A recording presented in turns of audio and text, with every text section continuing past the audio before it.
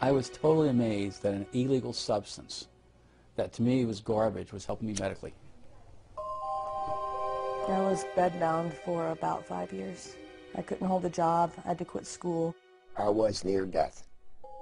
I believe that medical marijuana saved my life. I see it as a kind of wonder drug of our time. What this really is the marijuana legalization lobby If it is a taking medicine, advantage. how come it is not regulated through medical fields? Never in my career did I find a chemical so ill-qualified to be defined as a pharmaceutical. I think the biggest problem is that you're talking about a highly impure substance. You get all this stuff that's floating around in marijuana. 488 substances, 66 cannabinoids. If you find a positive effect, then that justifies I think the political drilling down controversies have harmed the research side. You would think that our policies in this country should be driven by science, but I think for the most part they're not. Hemp has had a long and somewhat tedious history.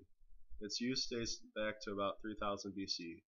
Cultivation of hemp has been recorded in every great civilization from the Egyptians to the Japanese. Over the years, it has been used for everything from clothing to biofuel.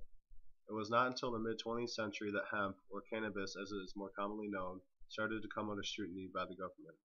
When Prohibition ended, the government needed to do something with the agencies which policed it. The timber industry aggressively lobbied Congress for control of the textile industry and was able to secure the demise of legal cannabis in America. Smear campaigns were run throughout the country to instill fear about the plant. Hemp was given a more menacing name, marijuana. For years, many people who knew of the positive benefits of cannabis were denied in their attempts to persuade the public's thought. Throughout the 1980s and 90s, however, new studies began to shed light on this miracle herb. These studies revealed that cannabis is not only less harmful than alcohol and cigarettes, but that it also has anti-cancer and anti-nausea properties. This research, along with testimonies of the benefits from medicinal users, has forced the government to take notice. Many people have argued that marijuana has no business being on the Schedule I drug list along with cocaine and heroin. And although the government has acknowledged some of the positive effects of cannabis, it refuses to decriminalize it for several reasons. First, hemp is a plant that occurs naturally and can be grown by almost anyone. This means that it is much harder for the government to control than alcohol. And second, the timber industry still continues to lobby Congress members to keep hemp illegal so that they can control paper and textile production. Because of this, the states have begun to take action and are now decriminalizing cannabis for medical use.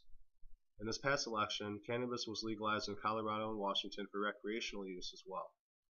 Those who use cannabis in this way, however, are usually referred to as stoners. This stereotype is harmful because it labels users as lazy, apathetic, and ignorant. Take, for example, this anti-drug ad.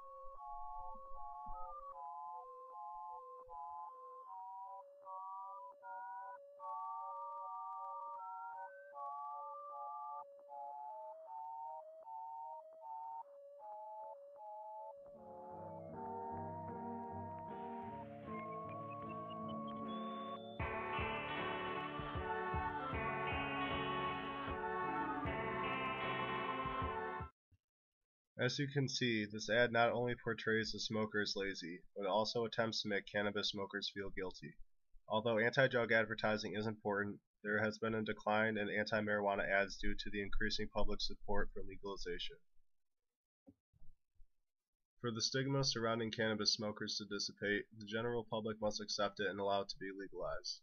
In one survey, only over 42% of Americans have smoked cannabis, and although most have enjoyed the experience, many must give it up for fear of losing a job or because of ridicule from peers.